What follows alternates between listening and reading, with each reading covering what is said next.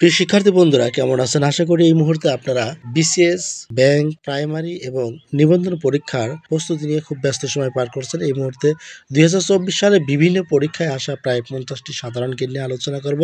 যেই ৫০টি সাধারণ জ্ঞান আপনার ২০২৫ সালেও বেশ কাজে আসতে পারে। চলুন ভিডিওতে একটা লাইক দিয়ে আজকের মতো শুরু করি। এই ভিডিওর প্রথম প্রশ্নটি রয়েছে, বাংলাদেশ জাতিসংঘের কততম সদস্য রাষ্ট্র? উত্তর ১৩৬তম। বেগম পত্রিকার সম্পাদক ছিলেন সুফিয়া কামাল এবং সবুজপত্র পত্রিকার সম্পাদক ছিলেন প্রমথ চৌধুরী, যেটি ১৯১৪ সালে প্রকাশিত হয়েছিল। বাংলাদেশের মহাকাশ গবেষণা এবং দূর অনুধাবন সংস্থাকে সংক্ষেপে বলা হয় স্পারস। রাজনীতিবিদ হয়েও সাহিত্য নোবেল প্রাইজ অর্জন করেন উইনস্টন চার্চিল এবং কোন পরিষদের সুপারিশে জাতিসংঘের নতুন সদস্য অন্তর্ভুক্ত করা হয়? এটি হচ্ছে নিরাপত্তা পরিষদ। শালবন বিহার কোথায় অবস্থিত? এটি কুমিল্লার ময়নামতি এবং কোন কবির মাও একজন কবি ছিলেন? এটি হচ্ছে আমাদের সবচেয়ে পরিচিত কবি, যেটি জীবনানন্দ দাশ। এর মায়ের নাম ছিল কুসুম কুমারী দাস। সর্বশেষ জনশুমারি অনুযায়ী দেশের পুরুষ ও নারীর অনুপাত হচ্ছে ৯৮.৪:১০০। ভারতীয় কোন রাজ্যের সাথে বাংলাদেশের কোনো সীমান্ত নেই? এটি হচ্ছে নাগাল্যান্ড। ভূপৃষ্ঠে সবচেয়ে বেশি পাওয়া যায় অক্সিজেন এবং বঙ্গবন্ধু শেখ মুজিবুর রহমান টানেল কোথায় এবং কবে উদ্বোধন করা হয়? এটি হচ্ছে ২৮ অক্টোবর ২০২৩। ব্রিটিশ প্রিন্স হ্যারির স্মৃতিকথা গ্রন্থের নাম হচ্ছে স্পেয়ার এবং বাংলাদেশ সংবিধানের কত অনুচ্ছেদ অনুযায়ী বাংলাদেশ সরকারি কর্ম কমিশন গঠিত হয়েছিল? এটি হচ্ছে ১৩৭ নং অনুচ্ছেদ। জিকা ভাইরাস ছড়ায় কিসের মাধ্যমে? এটি হচ্ছে মশার মাধ্যমে। কোন সাংবিধানিক পদে শপথ গ্রহণ প্রয়োজন হয় না? এটি হচ্ছে অ্যাটর্নি জেনারেল। অর্থাৎ আমরা জানি অ্যাটর্নি জেনারেল অর্থাৎ প্রধান বিচারপতির যে পদটি, সেই পদে সাংবিধানিক কোনো শপথ বাক্য নেই। পাকিস্তান ও আফগানিস্তানের মধ্যে সীমানা নির্ধারণ করে লাইনকে বলা হয় ডুরান্ট লাইন। গণপ্রজাতন্ত্রী বাংলাদেশ সরকারের মনোগ্রামে মোট কয়টি তারকা আছে? মোট ৪টি তারকা আছে। ঐতিহাসিক ৬ দফাকে কিসের সাথে তুলনা করা হয়? ম্যাগনা কার্টা।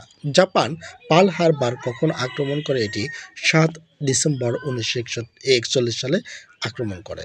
মূলত জাপান এই পার্ল হারবার আক্রমণ করার মাধ্যমেই আমেরিকা দ্বিতীয় বিশ্বযুদ্ধে সরাসরি যোগদান করে। চক্রবাক গ্রন্থটি রচনা করেন কাজী নজরুল ইসলাম এবং আটলান্টিক ও প্রশান্ত মহাসাগরকে যুক্ত করেছে পানামা খাল। কারাগারে রোজ নামচা গ্রন্থটির প্রকাশকাল ২০১৭ সাল এবং জাতীয় ভোক্তা অধিকার সংরক্ষণ অধিদপ্তর কোন মন্ত্রণালয়ের অধীন? এটি হচ্ছে বাণিজ্য মন্ত্রণালয়। স্ট্যাচু অফ পিস কোথায় অবস্থিত? Nagasaki. Vienna convention of diplomatic relations কত সালে কার্যকর হয়েছিল? এটি হচ্ছে ১৯৬৪ সালে। ১৯৭১ সালে কত তারিখে স্বাধীন বাংলাদেশের পতাকা প্রথম উত্তোলিত হয়? আমরা জানি এটি হচ্ছে ২রা মার্চ। মুক্তিযুদ্ধকালে মুজিবনগর কোন সেক্টরের আওতাধীন ছিল? এটি হচ্ছে ৮ নম্বর। এবং বাংলাদেশের জাতীয় বৃক্ষ কোনটি? এটি হচ্ছে আম। বর্তমানে স্বল্পোন্নত দেশের সংখ্যা ৪৫টি। বাংলাদেশ টেলিভিশন কত সালে প্রতিষ্ঠিত হয়? ১৯৬৪ সালে। কোন জেলার জনসংখ্যা সবচেয়ে কম? বান্দরবন। নবায়নযোগ্য শক্তির উৎস নয় কোনটি? হচ্ছে নিউক্লিয়ার। হাজার হ্রদের দেশ হচ্ছে ফিনল্যান্ড এবং বাংলাদেশ সবচেয়ে বড় হাওর কোন জেলায় অবস্থিত? এটি হচ্ছে মৌলভীবাজার। বাংলাদেশের প্রথম জাদুঘর কোনটি? বরেন্দ্র জাদুঘর। এবং এশিয়ার বৃহত্তম মসজিদ কোন দেশে অবস্থিত? এটি হচ্ছে সৌদি আরবের। রাষ্ট্রের পঞ্চম স্তম্ভ বলা হয় সুশীল সমাজকে। রক্তের কত শতাংশ প্লাজমা? এটি হচ্ছে ৫৫% প্লাজমা রয়েছে। বিমান বাংলাদেশ এয়ারলাইন্স লিমিটেড থাকা চেন্নাই ঢাকা রুটে বিমান পরিচালনা শুরু করেছে কবে থেকে? এটি হচ্ছে ১৬ ডিসেম্বর ২০২৩ থেকে।